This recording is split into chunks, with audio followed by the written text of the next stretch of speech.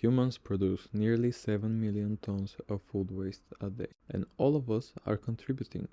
While there are certainly many ways to minimize food waste in our personal lives, some of it can never be fully eliminated. Instead of treating it like trash, we must look into its potential and try to utilize it in new ways. Here's how I turned the food waste generated in the restaurant I work in into something useful. Food waste is one of the biggest contributors to landfills. While it breaks down faster than plastic, it emits methane, a potent greenhouse gas that contributes to climate change. By turning food waste into compost, you can reduce your carbon footprint. In this video, I'll show you how to start your own compost. First, you have to start by choosing the right location. Make sure it's a well-ventilated area. You can decompose your waste on a very small scale, and a lot of people do it in their kitchen. During my research, I found that best results happen at room temperature. For example, there are much more heat fluctuations outside, and especially during the winter, it wouldn't decompose properly. You should know that biochemical processes in a compost pile produce a lot of heat during the peak of the decomposition process. However, to get to this point, you need to set up the right conditions. If you have a garden, for example, at least 1 cubic meter of compost would lead to the best conditions for the thermophilic bacteria to thrive, which is what creates the heat. After you've chosen your spot, start the compost by shredding pieces of food waste. This is going to speed up the process of decomposition and lead to homogeneous material faster than just leaving whole banana peels inside. I made this manual shredder, but it turns out that just a regular food processor does the best job for this part. You also need to make sure to have brown material. Most kitchen scraps and food waste would be considered green material, but for a healthy compost, you also need brown materials such as dry leaves, paper, or cardboard. We need to use both greens and browns in order to achieve a good balance between nitrogen and carbon. This will prevent some of the bad smells that you may associate with food decomposing. Layers are very important. When you're starting your compost pile, you want to start with a layer of browns followed by a layer of greens. You can also add a small layer of soil if you have any, and then you want to keep stacking until you're out of material.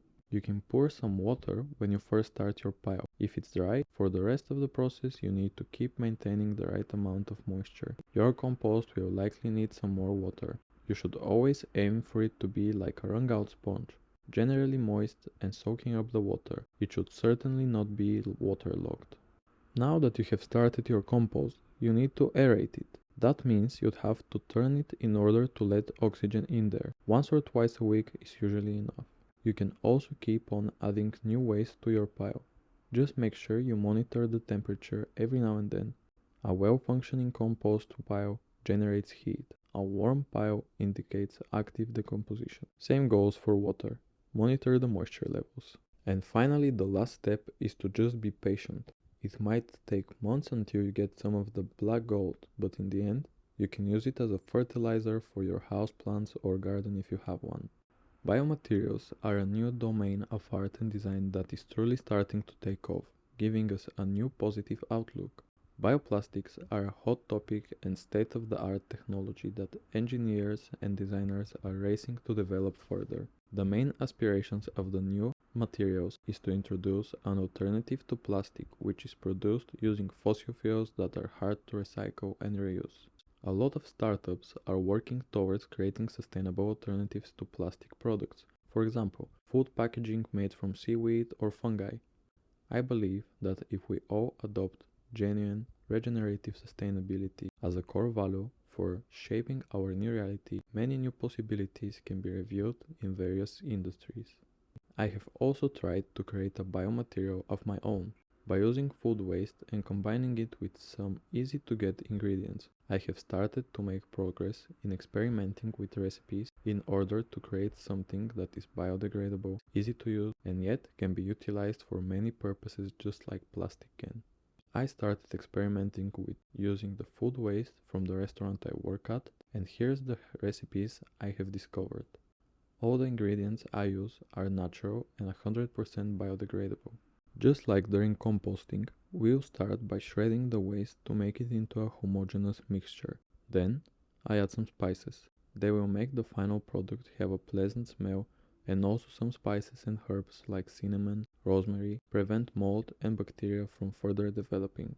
Then comes time for some natural adhesives. Once again trying to replace plastics here. The definition for a plastic is a polymer. That's a chemical term for multiple monomers, which are basically super small components of the material that are chemically connected into a long chain. That's done using fossil fuels, but what we're going to use here instead is what's referred to as alginates. What I have here is agar-agar, a seaweed extract used in the food industry as a vegan alternative to gelatin. There are lots of other natural adhesives that you can use, such as starch, seed oils, gum arabic, and many others. In this case, I would encourage you to use any kind of material that you can source locally. If you really want to create something sustainable, you need to be mindful towards the processes of production, transportation of each ingredient as well. If something requires a lot of transportation, energy, water consumption, unethical labor, it wouldn't really be sustainable in the end. We are not trying to greenwash here. We want to make a real and long-lasting positive impact. So now that we have our adhesives of choice, in this case it's agar-agar, which needs to be brought to a boil in some water to be activated. Once that is done, I'll combine the mixture with the bio-waste and mix it well. Then we can pour our mixture into a silicone or plastic mold. I am using a vacuum form mold. Let it sit for a bit until you can take it out of the mold. You need to equip yourself with a lot of patience when working with this kind of thing. Now we are trying to keep the product intact and we will let it dehydrate. We can use the oven on a low temperature around 60 degrees Celsius, or just let it sit in a well-ventilated area near your heater or under the sun. I personally made this biodegradable plant pot. If you were to leave it out in the open for a while, it will decompose and become fertile compost for what was once planted inside. Something else that I made is this weird sculpture with a lot of different biomaterials combined, which is not very practical, but it's good to show what can be achieved when it comes to tangibility. The last way to repurpose the food waste that I'm going to look into is biogas. At the heart of this eco-friendly initiative is the biodigester, a specialized vessel designed to facilitate anaerobic digestion. In simple terms, anaerobic digestion is a biological process where microorganisms break down organic matter in the absence of oxygen. This process occurs naturally in landfills, but through controlled biodigestion, it becomes a highly efficient means of converting food waste into useful biogas instead of going to waste. While it's not something that I encourage you to do at home, as methane is highly flammable gas, it's a sustainable process that can be done by using food waste, especially on a bigger scale like restaurants would have. As a designer, it's important for me to acknowledge this technology and inform others of its possibilities and uses. We can all advocate for more sustainability initiatives to be introduced to our communities. I haven't done a functioning model myself, as I am not a mechanical engineer, but I have studied the way it works, and instead of boring you with technical details, I would like to introduce the topic of circularity and present how the waste-to-energy technology can be implemented.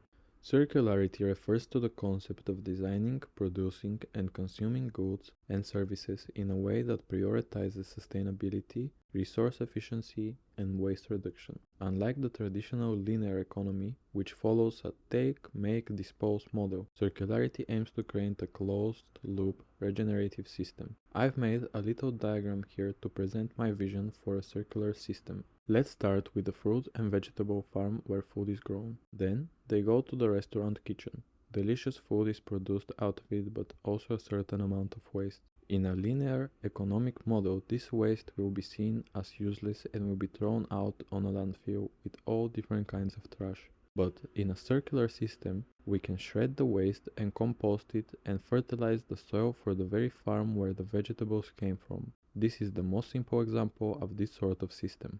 Apart from what we can do after shredding is feed the debris into a biodigester and produce methane, which we can burn and use for cooking. Methane is what gas stoves use. You see where I'm going with that? We can use the very waste from the restaurant to produce energy for cooking the next day.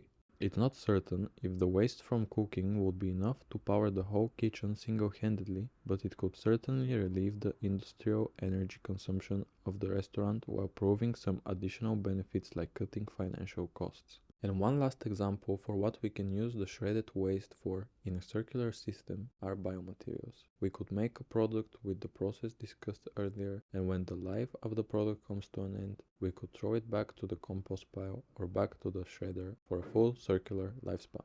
That is the beauty of biomaterials, that they themselves can be composted and recycled without a lot of energy and industrial processes needed, which is how plastic gets recycled. That concludes my food waste management research presentation, and I hope to have introduced some new useful information when it comes to sustainability. I hope it's motivational for undertaking eco-friendly initiatives on a personal or industrial scale for your business. As climate change progresses, I invite you all to rethink the way we live and imagine new possible realities where we all work together towards the best balance between human and nature.